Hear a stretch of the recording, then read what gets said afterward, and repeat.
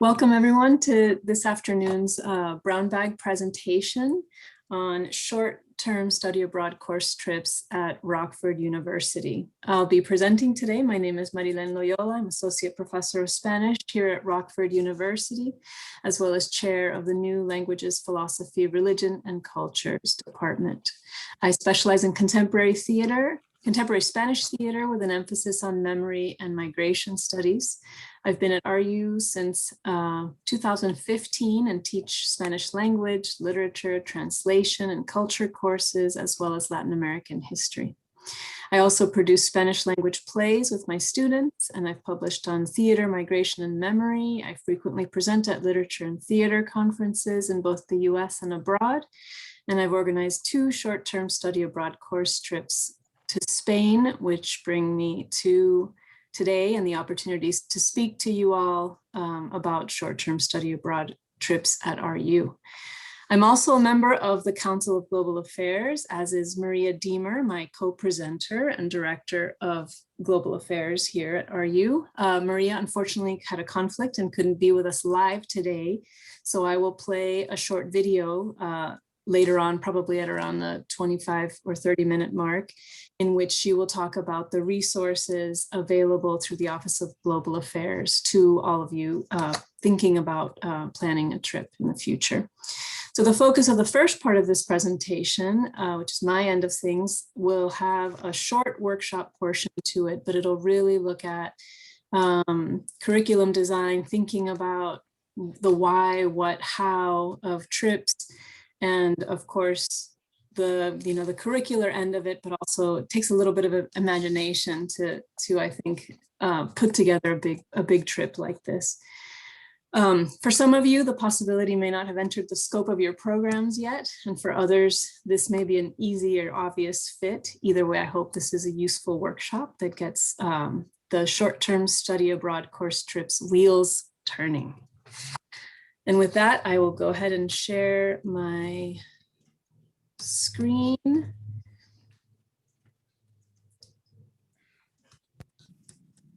And a short slide presentation to accompany.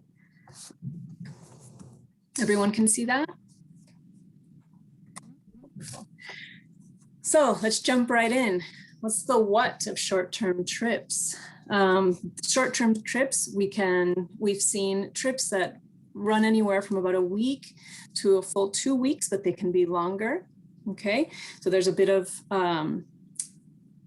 flexibility in what kind of trip you want to do. This can also correspond to how many credits you want to offer for the course that you're organizing. And so because it's a course, though, it is led by a faculty member, but it can be co-led. You can do a co-teaching kind of trip. And you can also collaborate with a staff member. So who's the who? The who are all of you, faculty members, staff members, and of course, our students. The how is a bit of what we'll get into today. Short-term study abroad course trips follow a lot of the same steps that a regular new course planning, right? What we usually do to develop a new course, those are some of the same steps we'll follow for this. In other words, you have to think in terms of planning a curriculum, writing a syllabus, identifying student learning outcomes and course goals, as well as identifying and gathering course materials. Where these courses are different, however, is in their co-curricular and logistical aspects, which require the faculty member to develop a trip itinerary, draw up a budget for trip expenses with the help of OGA, and submit expense reports along with a lot of other leadership things that you don't have to take care of in the classroom, like getting from place to place, traveling potentially abroad, managing a group of students, sometimes on your own, potentially with somebody else, but those are some of the logistical things that are different from our regular courses. The how is, well, that's a little bit of the how. The where is up to you. Okay, and here I do want to mention that, especially now that we're emerging from a pandemic, the idea of short-term study abroad or study abroad at all is sort of in a big balance, right? It's kind of a big question mark. Can we do this? And what are the other possibilities that we have for fostering cross-cultural engagement for our students? A lot of universities have gone into the, having online classroom exchanges, right? So you can connect your classroom with a classroom across the globe in an instant, thanks to Zoom and other technology.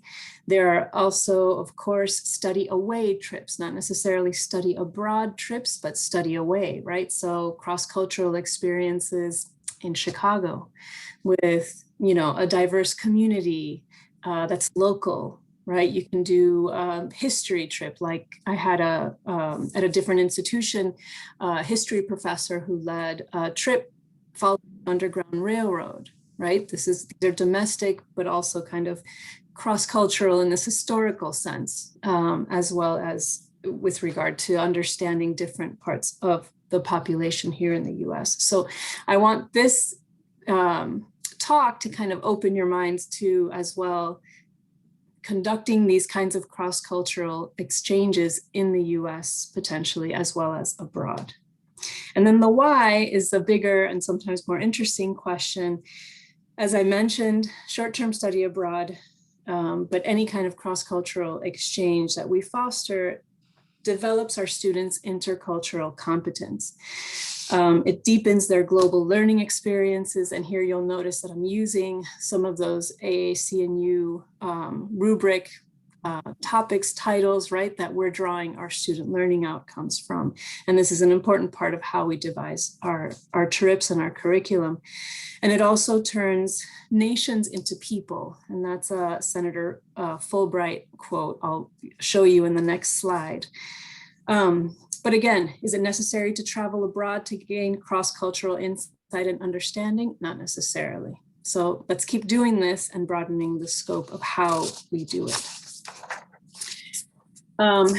So this is the quote that I wanted to share with you, which I love, but again, it's the Senator Fulbright, for those of you who are not as familiar, was a senator, I believe for Arkansas between 1945 and 1974. He was also the longest serving chairman in history. He is still in history of the US Senate Committee on Foreign Relations. Okay, there's also the Fulbright Scholar Program that fosters educational exchange. So this is a man who thought about this quite a bit, and in terms of its long-term meaning for the globe and for the human population as a whole. Educational exchange, he said, can turn nations into people. It's a phrase that I love, contributing as no other form of communication can to the humanizing of international relations. This is something that as professors, instructors, staff members, we have a hand in fostering this kind of thinking and opening of how we communicate with those across the globe. So what are the benefits of short-term study abroad course trips? I've mentioned a few of them. For students, this is a unique, sometimes once in a lifetime experience. It's applied learning, right? So we can teach them all sorts of things out of a book, but until they're on the ground, they don't really make all of the connections that they possibly can. So this is an extraordinary experience for students.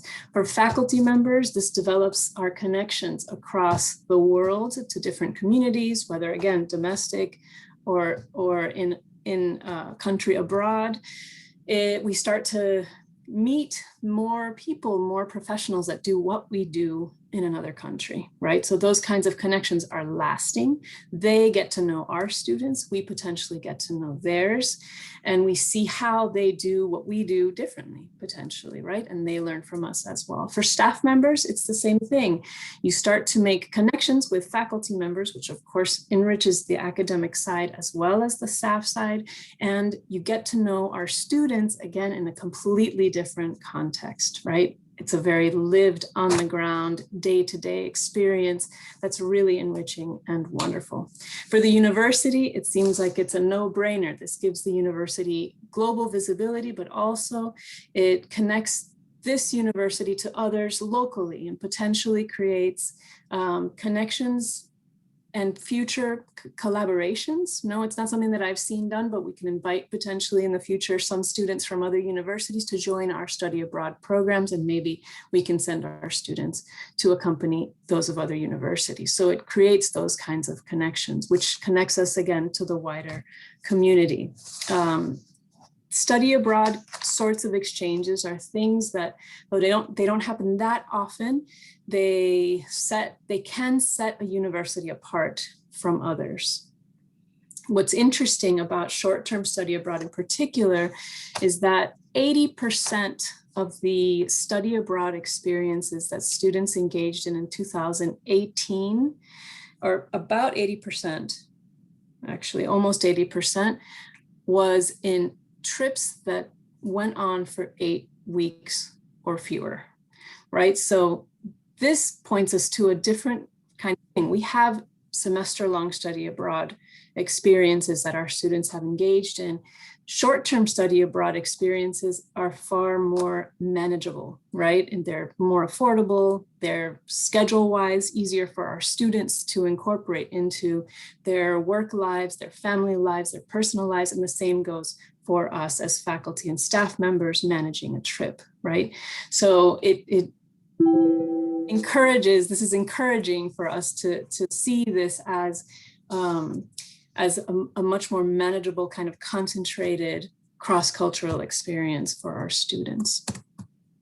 Okay, this is a slide that I'm going to show you again at the end, and I'm going to refer to different parts of it as we go. The first part is, of course, the Office of Global Affairs that Maria Diemer is the director of, and we will hear from her in a little bit.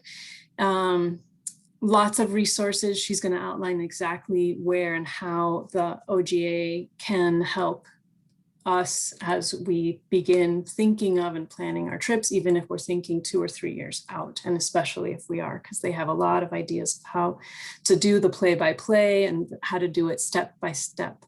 The Student Opportunity Fund, of which Professor Shukla, who's here, is director, kind of directs the committee that organizes the Student Opportunity Fund. It's gotten kind of revamped and got new organization to it. So students now know that they can apply for up to, I believe it's up to $1,000 for each of their trips. Is that right, Deepshika? But anyway, so this is the link. Yes. Sorry. No, that's okay. That gives you, yeah, if it is a short-term study abroad, then they have access to up to $1,000. But have programs where students spend semester abroad, those they can apply for up to $3,000. That's great. So thank you for that. I just wanted to make sure that's what I read. I just wanted to make sure that was clear to everyone. That link will take you to a little bit more information about the deadlines for the Student Opportunity Fund and some other parts of the steps as they've outlined. The Council of Global Affairs, also Professor Shukla is also the head of, and these are sort of all connected to each other. The Council of Global Affairs isn't directly involved in study abroad right now, but does encourage all sorts of international exchanges and recognition for global learning and global engagement on our campus. Now, for the next part, you're going to see that I have some organizations that are kind of global organizations, international organizations. Some are US-based. That publish on, international education. Now, some of them have their own programs, right? So this is a possibility for now that we have, again, in this world of emerging from a pandemic, some students may want, and their parents may prefer sort of formal, pre-led, pre-organized program that these places offer, but they tend to be a lot more expensive and may not be as doable for all students. But some of these, maybe it's worth looking into, at least also for ideas, locations, and different configurations for trips. But one of these that I'm going to focus on here is actually the Forum on Education Abroad. They published this 6th edition recently. standards of good practice for education abroad. I'm going to show you, this is available for everyone for download. You can do it using this link. Let me see, I'm not sure I can, well, anyway, if you Google this, you'll find it, and I'm going to show you some parts of it that I think are important for us in terms of curriculum development. Some of it looks at best practices, basically. And if you see, what I did was I did a screenshot of the parts of this publication that talk about kind of best things to consider while you're planning a trip, while you're on the trip, and after the trip. Okay, so I'm going to show you a series of slides that are a little bit dense. They're taken from the document itself. Again, you can download it. So just a couple of things to consider. So student learning and development before the program. If you kind of skim through this quickly, you're going to see some key things that are going to resonate with us, you know, as curriculum developers, right, as professors, and as staff members working with students. So specific learning outcomes, educational objectives, communicating the value of education abroad, recruiting and advising students. And now this is an important part that is starting to emerge in a lot of the literature for study abroad, which is making sure that we can draw and communicate with students, a student population, including those who are historically underserved. First generation students, we have a lot of them at our institution, making sure that whatever we plan and organize is feasible for students in a variety of different, you know, income brackets and with different kind of historical access to education and this kind of thing. This sort of diversity in the students that you draw is also an important factor to consider at this time and going forward. And then, of course, this kind of contextualization, right? Communicating to our students how the importance of understanding social, historical, political, economic, linguistic, cultural, environmental context for each program, right? So it isn't just we're going to go look at environmental activism in Costa Rica, but understanding a little bit of the history of Costa Rica, the political history, the social history, the cultural history, popular culture, everything that goes into what students will experience. And then curricular and co-curricular, right? So this is something that we're going to get into in just a second. So during the program, and you can again skim for some keywords here. So responsibilities for managing program logistics, expectations, communicating everything that has to do with supporting their conduct, you know, how we can develop strategies for students being responsible while they're there. And then again, in this publication, I thought this was useful as well. These are prompts for self-assessment, right? So how are you doing this in particular, right? Are you supporting your students as they interact in a respectful, ethical, mindful, sustainable way in the local community? Also, all of these questions point us to really big things that we take into account, even though in the final on the ground, you know, when you're actually on the trip, a lot of these things are judgment calls that you make, but thinking about it in advance helps tremendously. And then above here, I wanted to just, where is it? Oh, okay. So I wanted to just highlight this one. I think it's important. So responsible parties shall create opportunities for reflection. And this is a really key part, I think, of short-term study abroad trips. So whether you do this while you're on the trip or once the students have returned, having students really think about and write about it, or, you know, do a presentation of some kind about what they've experienced is really going to make sure that these lessons, not just the curricular aspect, but the life lesson part of it, that they can make all of these connections, right? So give them an opportunity to do that. And then this is another resource for the Forum on Education Abroad. This is not something we can access, I mean, unless you're a member of this organization, but I did want to give you a sense. They do have a list of different courses, just the titles help get these wheels turning, right? So, you know, Bali, social innovation and entrepreneurship, immersion, a human-centered approach to adaptive problems, right? So these topics can really stretch, and you can really be creative about how we cultivate these kinds of experiences for our students. And this brings us to some of the trips that we've done here at RU. In January 2018, Dr. Sharon Bartlett took a group of students to Paris. Her trip was about 10 days. It was the second time she had done it. The first time she did it together with art history professor, Dr. Jennifer Langworthy. So they co-taught a course, they co-led a course. Another trip, we have Dr. Stephanie Quinn here in our group today. So she's going to see herself pictured. She took a group of students to Rome. And I think her trip was, your trip, Stephanie, was a 10-day trip. Is that right? About? Oh, I think you're on mute. It was Friday to the following Saturday, I believe, okay. or Sunday, I'm not sure. So 8 days. One of the interesting things about how Dr. Quinn organized this trip is there is, you know, I've done my trips with a 1 credit. It's a 1 credit course. Dr. Quinn has also done hers as a 1 credit course, but she had her students do a lot of the preparation, a lot of the academic research for what they would be doing on the trip during the semester before, right? So you'll see in this picture on the top right, one of our former students, Miranda, forget now her last name, she was a student of mine, she's giving a presentation about a site that she's researched on her own, right?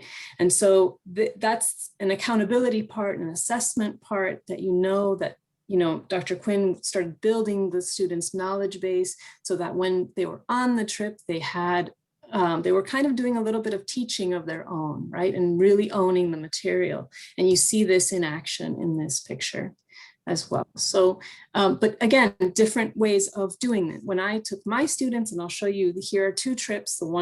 Most of this slide is taken up with the May 26th trip. I had my students do some background research, but a lot of it was on the ground. The focus was theater, and we were reading plays and then seeing them in Madrid, right? So we did a lot of that reading we did in the living room of the Airbnb we all stayed in, right? Which is a little bit different. No, it wasn't the historical research that Dr. Quinn had done. It was a little bit more, again, on the ground. Once we were there, we had read some of them. We had put on one of the plays on campus in the few weeks before. So the students had already experienced the play. Then we saw it. And you're going to see up here, this top left picture.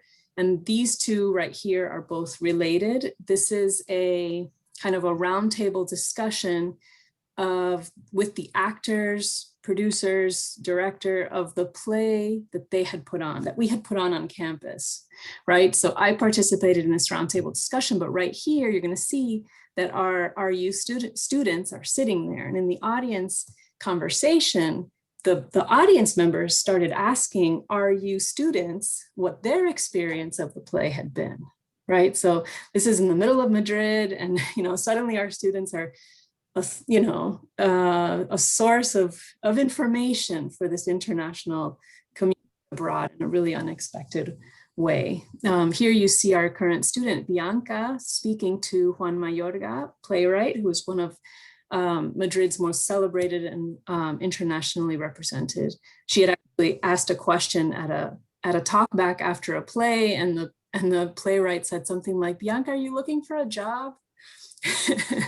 So we had really wonderful experiences that way. Here you see them at a community center where they're doing blog reflection pieces on a topic that they had chosen, things like that. Here again on the bottom right, we had done a seminar with a different playwright, Jose Ramon Fernandez, and the students had asked questions. This student, Juliana, and ended up translating one of his plays as part of her senior seminar project. So again, these are all co-curricular activities. Which brings me to some of the logistics, right? So I mentioned that Dr. Quinn had a 1-credit course, right? This is the Spain Theater 1-credit course. You have to propose a trip course, a field experience course, if you're going to lead a short-term study abroad trip. again, logistical details, something to think about. Doesn't have to be this specific, could be a little bit more general so that you can have different faculty members, let's say, in your program, lead different courses to different places. This one specifies theater and it specifies Spain in particular, but this kind of course proposal doesn't have to. You just have to. May I ask a question? Sure, absolutely. Just to clarify, so we need to have a course to build this trip. So you can't, for example, make it under an already, for example, like 3 credit course. So yeah, exactly, because the students get their own, they get a credit for the course itself. Okay, gotcha. From your course, and they also, that is important for financial aid, and it's important for SOF, it's important for all sorts of other things. But notice that here I have, it's not technically a co-requisite, but it functions that way. In order for students to go on the trip that I led, they had to take the theater course, right? I expanded it the next time and said they could have taken the literature survey or the theater course. And Dr. Quinn, I'm sure when she took her students, had a similar thing. They had to have taken a particular course. So the, excuse me, the experience for students can be 3 credits of the course. And then if some members of the course are able or choose to take the study abroad trip, that's an additional credit. So they might wind up with 4 credits for the course. And some students would have only 3 if they didn't go on the trip. Stephanie, can you say it again? I couldn't get it. I'm sorry. When I did it, the students took a 3 credit ancient Roman history class. Almost all of them went on the trip for an additional 1 credit. Oh, okay. So you kind of connected this trip with a course. Yes. Oh, okay. Mhm. But I still had to do the 1 credit approval. So there are two courses connected. Is this right? This is what you did. Okay. Is that right, Marilen? Yeah, that's how I've done it, right? So the 319 course in this case was an existing course, and then I proposed the 397 course in order to be able to take students to Spain. Not all students who took the theater course went on the trip, but it was there's an academic requirement in that sense, I guess. Catherine. Yeah, I have done the 2 times I took trips, which admittedly were long ago, 04 and 05. I did neither of those models that you use, Marilen, or Stephanie used. Mm-hmm. One time we did it where a course was offered in the summer as a summer course, and students took it, and as part of the course, we all went to Regents College and were there for however long we were there, a week, 10 days, I forgot. Might have been 2 weeks, I can't remember now.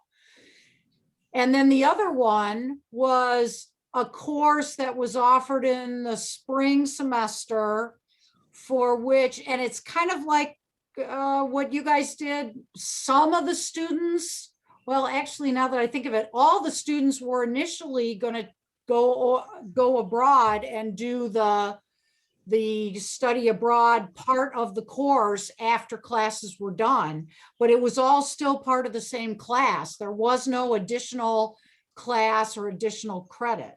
So this is interesting. I wonder if it would be worth then double checking with Anna to make sure that we don't now have to have this additional course. Yeah, and it could be a newer development that required it. Although I still can't imagine that you couldn't offer a summer course. That's a trip.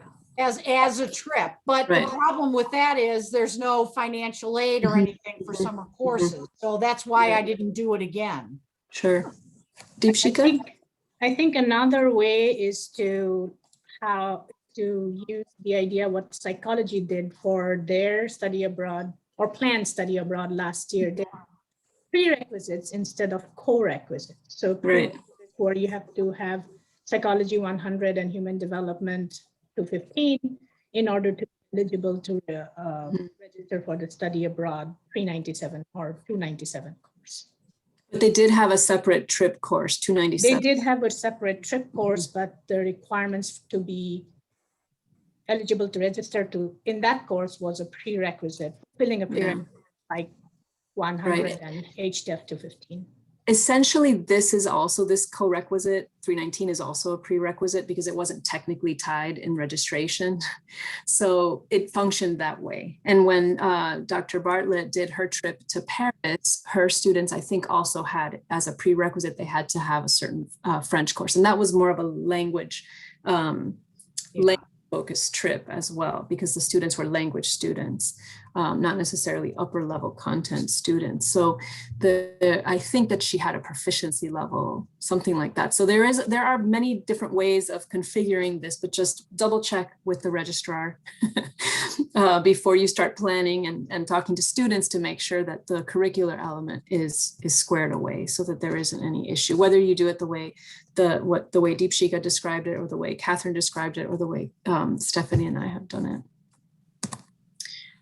Which brings me to this, and I'm gonna try to shorten this a little bit, but I just want you to glance at this so you have an idea. So the curricular stuff I've talked about, right? So course description, number of credits, these are things that are familiar to us. We do it with every course we teach, right? The language requirement, we were talking before we started with Catherine, who led students on these trips to Regent, is it Regent or Regents? You should know this.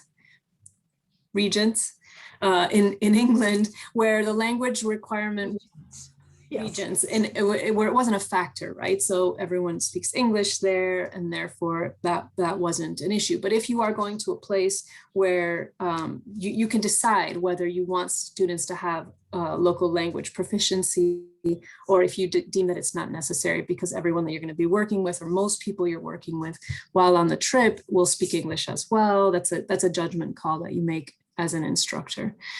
And then the co-curricular stuff has to do with the trip planning, essentially, right? So you're making sure that the co-curricular element complements the curricular part. The curricular part remains the priority, right? So if you do tours, if you do, the restaurants you choose to go to, the cities you choose to travel to, make sure that it's complementing what you're doing on the curricular end at all times. It's not a purely entertainment kind of trip. It is a course. And I think that's important for us to keep in mind. But there are logistics like transportation. Are you going to be taking a taxi, a metro? Are you walking? Those are decisions that you have to kind of imagine that again, you may not have ever done before for a group of 7, 8, 10, 15 students.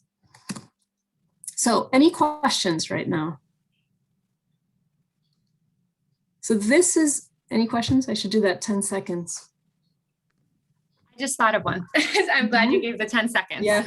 I have seen study abroad where there was like homestays.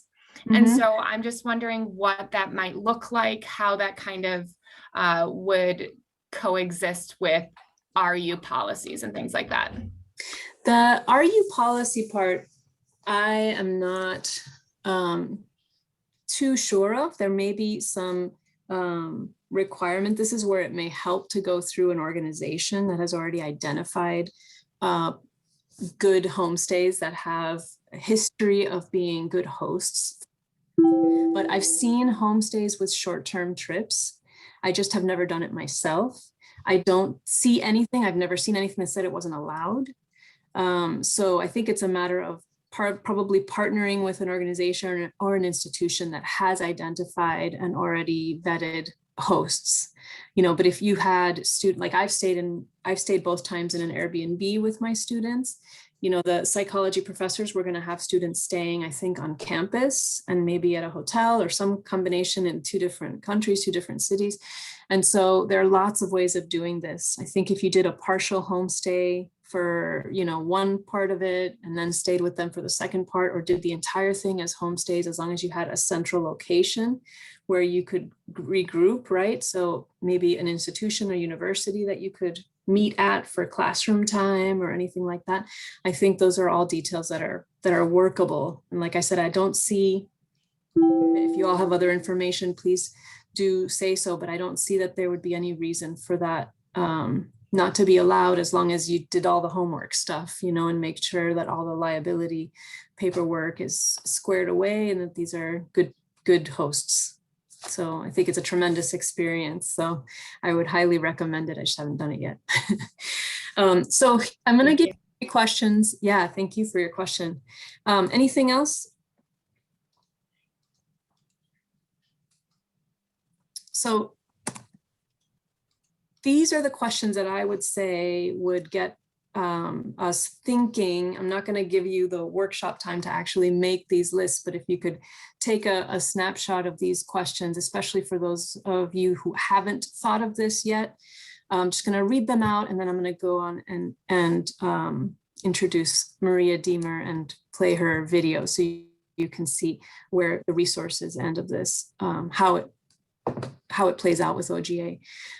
So these are my recommendations. Review your existing program's curriculum, identify 2 or 3 subject areas that lend themselves to international inquiry, travel, or exploration, and then ask yourselves, are there ways in which these subject areas link to other disciplines or departments on campus? Would it be useful to partner with a staff member, with another faculty member? What are ways in which you can develop the curricular end and on the interdisciplinary end here on campus? And then identify 2 or 3 or just one city or country across the globe where you think your students could really explore and understand your subject area. And that can look so many different ways that I won't recommend specific things, but you'd be calling professionals, calling different universities, looking at what are the cultural events that happen during the dates in which you'd like to travel, things like that. So those are some things to think about if you're planning something. And I'm going to go ahead and move on to the Office of Global Affairs. And this is where Maria Diemer, I'm going to show you her slide. This is her contact information. I'm not going to play her video just yet because I couldn't figure out a way to play her video and show her slides. So I'm going to preview her slides first, and then I'll play her video, which is about 11 minutes long. Almost. So how will OGA help you market your trip? Okay, she's going to talk about that. Who will collect the necessary paperwork? And this is a tremendous help. Very difficult to wrap your brain, my brain anyway, around all of the details and logistics, legal stuff that OGA manages for us. This is tremendous help. And then pre-departure orientation, where Maria Diemer and maybe others from OGA come and talk to your students about these issues. She's going to talk about this in more detail in this video. You might want to raise the volume a little bit because her volume is a little bit lower than mine. Good afternoon. My name is Maria Diemer, and I'm the Director of Global Affairs. We're really excited you're able to join us today and hope you'll consider taking students on a trip. Again, I say this, I'll probably say this a million times here as I'm speaking to you, but you will be giving our students the opportunity of a lifetime to study abroad for a short-term amount of time. We really appreciate you considering taking this leap and taking this step. And I'm here to just let you know what our office can do to help. And really and truly, we're here to make your job as easy as possible so that you can focus on this incredible opportunity that you will be giving our students. So what are some things we can do? Step number 1, we are so fortunate to have 2 graduate assistants in our office. They are both MBA students. Both are excellent in marketing ideas and making flyers and figuring out ways to promote things on social media. So our graduate assistant will, and I and you will get together and we'll design a flyer. Starts with a flyer. We'll see what photos do you want? What information do you want on there? What prerequisite classes do you think students will need to take in order to go on this trip? The flyer will start. So that will start there. We'll figure out some social media ideas. And this can start as early as 2 years before your trip.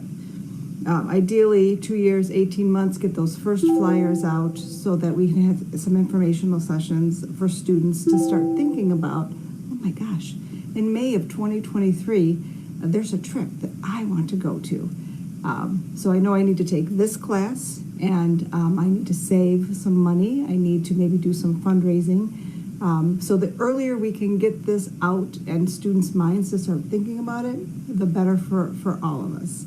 We'll help facilitate classroom presentations. So we can come into a classroom, and however many classrooms you would like us to go into. So if you're in the business department and there's particular business classes that you think students would be most interested in going on this trip, we'll come in.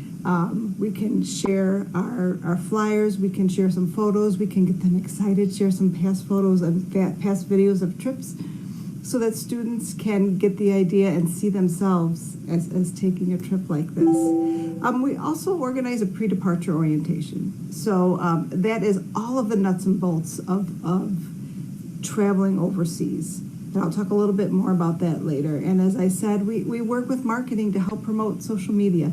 So not only will we help promote it out of our office, we'll see if the Rockford University can also help promote this trip. So again, truly, we are here to help you every step of the way with all of the housekeeping items so that you can plan this trip for our students. So we can start out with some budgeting help. I have budgets from past trips. I can share those with you so you have an idea of how other faculty members went about starting the budget, what they spent their money on, what is something, we certainly don't want to make a trip so expensive that students can't afford it. So you can see what other trips cost, how many days they went, what type of hotels and accommodations they stayed in, whether or not students paid up front for all their food, or if students were expected to bring their own spending money for food. We can go through some of those so you can get an idea of what past faculty have done, and then you can make this your own. Here to help with visa and passports. If you don't have a passport, we can kind of give you the information of how to get one. We can have meetings with students. So I'll start collecting some of those documents early on, and if someone doesn't have a passport, I can share the links. I can share, personally, I think the Cherryvale Library is the best place to go to get a passport. Much better than going to the post office. They're kind, they're gentle, they're patient. So if you don't have all of your documents, they don't just shoo you out and tell you that you have to wait another 3 weeks for an appointment. So those are all the things that we'll share with you and your students to help with that. Some countries you might need a visa. Again, we're here to do all of that research and to help. We have, in the past, we've actually rented a van and taken students downtown Chicago to consulates to get their visa. We're here to help with that as well.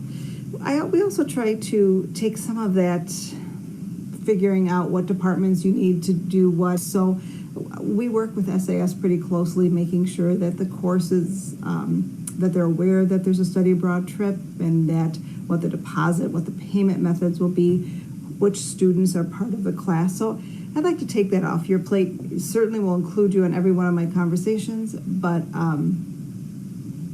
that's something I can help in our office, can help you with.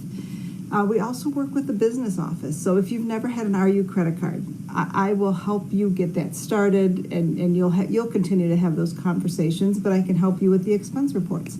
I can also make sure that the business office is aware of the trip so that you're covered for insurance, for travel insurance, that the business office knows that a trip is going, so that our insurance company is also aware that a faculty member is taking students out of country.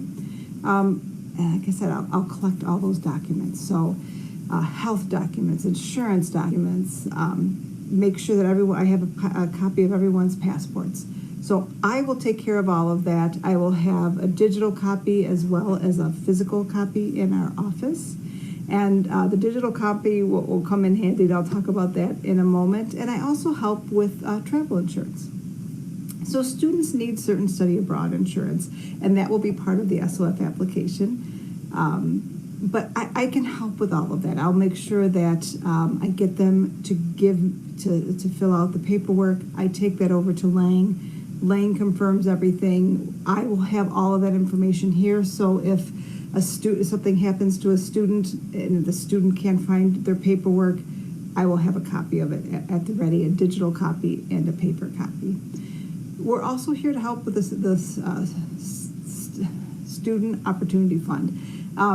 Some students find that a little bit complicated, and it's really not, but as with anything, the first time you do something, it can be complicated. So I like to come in to whenever you're meeting that semester before you leave and talk the students through what they need to fill out on the Student Opportunity Fund. Obviously, there's some portions that are personal as to why they personally want to go on the trip, but other parts of the application will be the same for every student. So I'm here to kind of help through that. I've helped student trips with that before, and we will certainly do that again to help you through that process. And I'll also take a step back here again with the budgeting help. I also can show you what other faculty member have submitted to the Student Opportunity Fund, so that you have an idea and a format and a template of what to submit.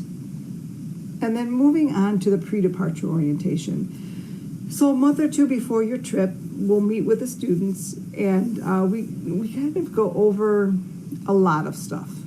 So we'll have country information, and I'll show them how to sign up and let the U.S. government know and the State Department know that a U.S. citizen will be overseas. So I will show them how to use that link and sign up, which is a great idea. You want the students to do that. We'll also talk about health and safety. A lot of the times I'll bring Tim Trevere, and he can remind students of how to keep yourself safe. One thing I like to tell the students is you start out the trip and you will listen to your gut. You're not going to go down that dark alley. Maybe the 5th or 6th day, you're feeling pretty good and you think, I'll go down that dark alley. That's when bad things happen. So we talk about how to keep themselves safe when they're outside of the United States. I will also help you with emergency contact information. So as I said, I will gather all their passports, have their emergency contact here of 2 contacts that we can call. One thing that I will do is I will make color copies of their passports, and then I will also scan those in a digital file that I will email to you so that you would have as a digital, you'll have it in a digital format, and then you'll also have the paper copy. So if something were to happen and you needed to be able to pull out a student's passport, you would have it digitally and in a paper copy, as we will here. I will also ensure that those on campus know the dates that you'll be traveling, who is on your trip, and we make little safety cards for all the students, which will list the U.S. Embassy in the country, the Rockford University phone number that they can call that's available 24/7. So if they need immediate assistance,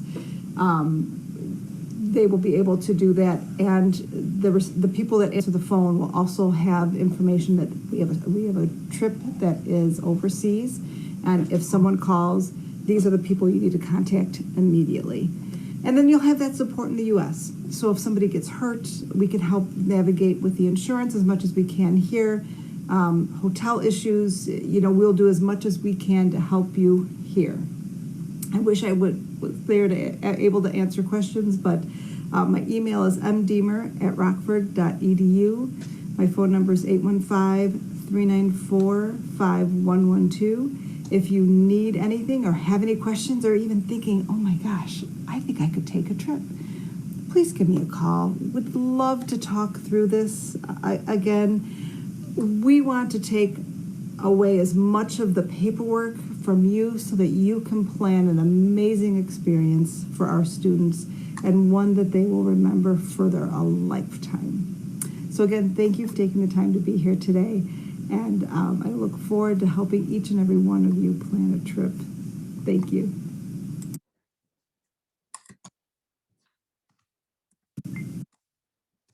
She's really great. And she just joined. Oh, did she? Oh, great. Wait, is she here? Just perfect timing. There she is, Maria. I just played your video just now. So you're here for questions after all. Thank you for that. I apologize. I had an advising appointment. I wasn't able to switch around, so. No worries. This was Hang up. perfect, and your timing is perfect. So I'm gonna switch to this that resources page, but we're open for questions now from anyone, and for Maria's part of the presentation or the curricular end of things.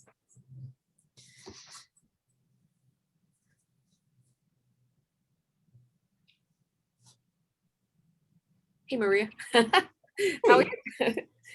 Well, I do want to take my class to, I'm going to take my next Irish Lit class, and I really want to plan a trip around Ireland at that point. And so I'm guessing probably about spring of 2023 will be my time around to teach that class again. So it gives me some time to do it. So I'll be in touch so we can talk a little bit. That sounds perfect. And you can always take a little trip over to London and stay at in Regents. Yeah, that's what I was thinking. Yes. Okay. That sounds like a deal. I was thinking. It's so inexpensive to go from Ireland to UK, and at Regents, they're really lovely. They'll even allow you, or they'll offer a professor who can teach as well, which they can get that perspective if you wanted something. So oh, that's fabulous. Oh my gosh. Okay, yes. Well, let's plan an Ireland / Regents in London, because you know. Yeah, perfect. I would be awesome, and I'd always want to do a tour of London with students anyway. So I'll tie it in with my Middle Ages. There you go. We could do medieval England. Okay, cool. Yeah, thanks. I don't know if I have a question yet, but I'll find one. So on there. Can you talk to me about the Cherry Vale Mall? It was the library. We can get passports. Oh, so it's actually the Cherry Vale Library does passport appointments. And they are so much easier to deal with than the post office on Harrison. You know, if you try and make an appointment at the post office at Harrison, it could be 2 to 3 to 4 weeks away. And if you forget something, they're mean. Right, I know. They scare me. So the Cherryville Library, they're really sweet, and you walk in and they help you fill out if you don't have something filled out. Actually, one of my kids, I told them not to smile. They smiled for the passport picture. So they let us run to the Walgreens right by the mall and come back that same day and turn it all in. Yeah. Okay. So I always encourage students to go there. It's not as scary. Yeah. Okay, cool. I didn't know that, actually. My daughter's passport is expired. I just realized. So I want to get her. They're very nice. And Yeah. we were there on a puppy day. So Okay. they had children were able to read their puppies, you know, so That's awesome. Okay, cool. I didn't know that. That's awesome. Thank you. So I want to make 2 plugs. One is to do what Jen just said, to start planning it, and Marilen has said, and Marie did. 2 years in advance is not too soon. It is because there's a lot to do. And the other plug is to reinforce again what Maria said, and Marilen. Working with Maria is fantastic, and so take advantage of her. I mean, not take advantage of her. Take advantage of her skills and her energy. Sorry there. Yeah, it's Maria, can I borrow $20? I have 25 cents here, so. Thank you, Tiffany. Maria, we did get a question from Danielle that Deepshika and I were both trying to answer, but my guess is that there isn't anything limiting this, but I wanted to ask you. Danielle asked if there was anything restricting our students doing homestays on a short-term study abroad trip. Are there any rules about that? I said maybe you'd want to connect with an organization on site in the home country that has vetted homestays posts before. Right, and so this would be a question I would broach to EC. You know, we want to make sure that everything we do, our students are safe. If we can vet the homestay and we get referrals, then I would throw that to Mike Quinn. So I would ask for my $20 back, and I would give this and put it in your court. Yeah, I think that that vetting process would be really important. And I think that having that discussion at EC with, the president and Randy Worden there would be, I think, pretty important. When the idea first came up, I thought, oh, that's great. That sounds great. But then, there are stories out there about students who have had adverse experiences with homestays while on study trips or on study abroad. So if it was a household that was vetted, I think it would be a wonderful experience for our students. But I think if there's not a specific policy right now, it wouldn't hurt to work on one. And to Stephanie's point, there's going to be a lot of lead time. So if we can talk more about bringing it to EC, that might be a good thing to have a discussion about. Absolutely. And it's not too early to just have a conversation with me. I'm here all summer. So as we're just trying to figure things out, I know that Marilen, you used Airbnb in the past. That does help save money, allows for a kitchen so that the students you guys can all buy some groceries. So maybe if a homestay is not possible, something along those lines can help bring down those housing costs and also the food costs for students. This is, at this moment, purely hypothetical, but I was just thinking for, cultural and language immersion that a homestay can be really beneficial. So just kind of seeing what that might look like and if that's possible. Absolutely. So when I studied abroad in France for a semester, and our first 3 weeks were spent in a home. And it's, I still make my salad dressing the way the father did. He showed me how to make that. And it really was a wonderful experience. And so we certainly don't want to say no, we just have to do some investigating. Absolutely. Thank you. Go ahead, Mike. So Marilen, at the beginning, you mentioned a possibility of exploring different cultures within the United States. And I think we'd all agree our culture or our cultures have become infinitely more complex in the last 4 or 5 years here in the US. I'm going to post, and I just posted a link. My prior institution does a lot of study abroad trips, but they also have the American Culture program, and I've added the link for it. There are some interesting ideas about US-based experiences that might be possibilities for students, faculty, and staff at Rockford to think about. They've done a really nice job with the program, and I think that if nothing else, it might prompt some ideas about different US-based trips that students, faculty, and staff could take. Yeah, thank you so much. I think it's a tremendous, when we really start to expand how we conceive of cross-cultural exchanges, yes, everything becomes a possibility if right. So that's where like curricular imagination comes in. And I think that kind of resource, thank you for sharing that, is great. And, we've had domestic study away trips, I guess, is one way to talk about them. I think that James has taken his students, I think, down to Florida and maybe one other place. Maria, I know you have more details about that, but anyway, so I don't want people to think again that we're promoting study abroad more than domestic study. I think the most important thing is the cross-cultural part. Are we really getting our students to engage in understanding parts of the world that are unfamiliar to them, whether they're 60 miles away or 6,000 miles away, right? So I think, or more. So I think that's the, when we think about interdisciplinary, all of that really starts to stretch our concept of how to cultivate these kinds of experiences for our students. It's very exciting. And I hope everyone here can kind of the purpose of this is to get those wheels turning and for everyone to know that there are resources available that, I mean, I'm happy to answer any questions, but I've only done a particular kind of trip.